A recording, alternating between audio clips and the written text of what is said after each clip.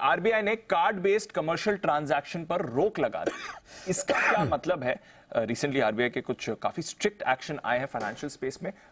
इस एक्शन के क्या मतलब है, क्या मायने, कहां आएगा इंपैक्ट, ये एक बार समझा जाए वरुण के साथ। वरुण बताइए क्या होगा अब। सो बेसिकली डीप होता ये है कि अगर कोई बैंक्स ट्रांजैक्शन करते हैं या लेंडिंग बोरोइंग कुछ करते हैं तो ये आरटीजीएस आईएमपीएस के थ्रू की जाती है कहीं ना कहीं ट्रांजैक्शंस। लेकिन आपको याद होगा कुछ फिनटेक कंपनीज है जो कि ये कार्ड बेस्ड ट्रांजैक्शंस जो है बेसिकली करती है। और ये बेसिकली अगर कोई भी कॉर्पोरेट हो या फिर कोई भी बिजनेसमैन हो, उसको अगर ट्रांजैक्शन करना है तो वो ये बेसिकली जो कमर्शियल कार्ड बेस्ड बिजनेस है या फिर जिसको बिजनेस पेमेंट सोल्यूशन प्रोवाइडर्स कहते हैं, उस तरह का कारोबार ये करते थे। इसमें दिक्कत यह है कि आरबीआई ने फिलहाल जितने भी कंपनीज है उनको बोला है कि अभी फिलहाल ये ट्रांजैक्शन ना किया जाए। खासकर वीजा और मास्टर कार्ड जो है वो ये कार्ड्स देते थे, तो उनको फिलहाल बोला है कि आगे अभी फिलहाल इस पे आप रुकिए और इस ट्रांजैक्शन जो है वो ना किए जाए। अब आरबीआई ने ये क्यों कहा है उसको भी समझना होगा। देखिए, दरअसल आरबीआई का ये मानना है कि जो अनऑथोराइज आउटलेट्स है उनमें कुछ ट्रांजैक्शन हुए, यानी कि आपको कोई भी मर्चेंट होगा उसको अगर ट्रांजैक्शंस करने होते हैं तो बेसिकली उसको आरबीआई का अप्रूवल लेना पड़ता है और कुछ क्लॉज होते हैं उसको पूरा करना पड़ता है। लेकिन कुछ ट्रांजैक्शंस जो आरबीआई के सामने आए हैं, इनका कहना है कि वो अनऑथोराइज थे और कहीं ना कहीं ये एक दिक्कत है। इनफैक्ट यहाँ एक मर्चेंट के साथ आप ट्रांजैक्शन करते हैं, वो सब मर्चेंट के साथ ट्रांजैक्शन कर रहा था।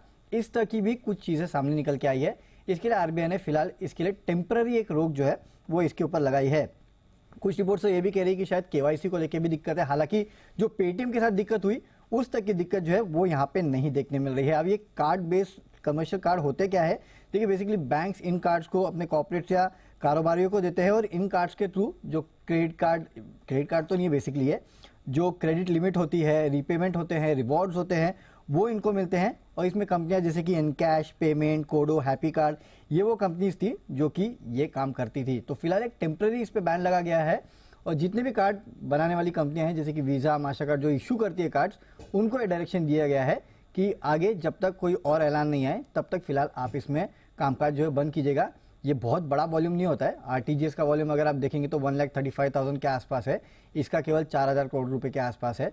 तो ऑलमोस्ट 2-3% के आसपास का इम्पैक्ट जो है वो है, वो भी किसी लिस्टेड स्पेस की कंपनी में तो ये दिखाई नहीं दे रहा। लेकिन हाँ, आरबीआई जो है काफी सारे इस तरह के ट्रांजैक्शंस को लेके कड़ा होता जा रहा है, ये आपको इस कदम के बाद साफ समझ में आता है। तो सख्ती दिखाई आरबीआई ने। इसका एसबीआई कार्ड्स पर भी कुछ इंपैक्ट होना चाहिए? नहीं, उतना इंपैक्ट एसबीआई कार्ड्स पे नहीं है इसका। एसबीआई कार्ड्स पे इसका इंपैक्ट नहीं, और बाकी बैंक्स पर जो है, बाकी बैंक्स पे भी उतना इंपैक्ट होगा नहीं, क्योंकि दीप ये एज वॉल्यूम अगर आप देखेंगे तो 1-2% का ही है। और इसमें खासकर फिनटेक कंपनीज जो है उनको थोड़ा इंपैक्ट हो सकता है। मैंने एक्चुअली में कोशिश करा था कि जायगल के मैनेजमेंट से मेरी बात हो जाए। वैसे जायगल पे भी कोई इंपैक्ट लग नहीं रहा, बट इसके अलावा किसी कंपनी पे और उनके ऊपर भी कोई बड़ा इंपैक्ट नहीं है। चलिए, तो नॉर्मल ऑपरेशंस पर नहीं होना चाहिए, बट हाँ, जो कंपनी इस कारोबार में है रिलेटेड, वहां पर आपको एक इंपैक्ट दिख सकता है। रखेंगे यहाँ पर आपके लिए एक नजर। एसबीआई कार्ड्स की बात निकली है तो एक बार जरा स्टॉक पर चार्ट चेक ले लिया जाए। काफी टाइम से एसबीआई कार्ड का चार्ट देखा भी नहीं है, आज भी नरमी दिखा रहा है, इनफैक्ट डेज लो पर ट्रेड कर रहा है, हालांकि सुस्ती है। कुणाल जी, वैसे ज्यादा कुछ करने के मूड में दिखता नहीं है एसबीआई कार्ड, 713 के आसपास। जरा एक बार चार्ट देखें इसका सर।